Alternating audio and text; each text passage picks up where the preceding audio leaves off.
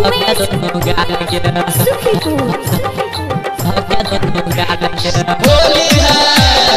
लागे छही के छौड़ी सुपर माल गे लागे छही के छौड़ी सुपर माल गे होली में रंग देबौ धके दुनु गाल गे होली में रंग देबौ धके दुनु गाल गे लागे छही के छौड़ी सुपर माल गे लागे छही के छौड़ी सुपर माल गे होली में रंग देबौ धके दुनु गाल गे होली में रंग देबौ धके दुनु गाल गे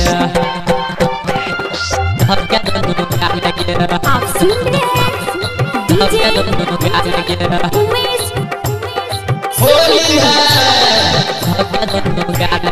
प्लैनेट म्यूजिक दरभंगा कइने छियौ गे छोरी पूरा तैयारी खरा हम कइने छियौ अपन पिचकारी कइने छियौ गे छोरी पूरा तैयारी खरा हम कइने छियौ अपन पिचकारी आयो हम लगैबो तोरा रंग छोरी लाल गे आयो हम लगैबो तोरा रंग छोरी लाल गे होली में रंग देबौ धके दुनु गाल गे होली में रंग देबौ धके दुनु गाल गे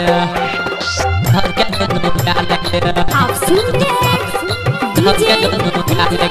उमेश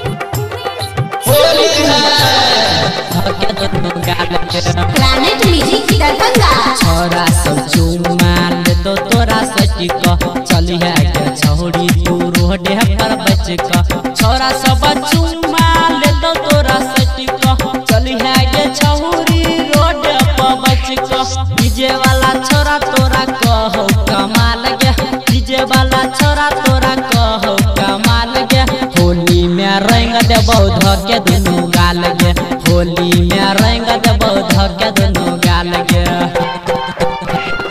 धके दुनु गाल गे आप सुन रहे हैं डीजे उमेश धके दुनु गाल गे planet music Darbhanga writer Ranjit के मन बढ़ गेलो इहे से किशन राजा गेट पर एलो राइटर रंजित के मन बढ़ गेलो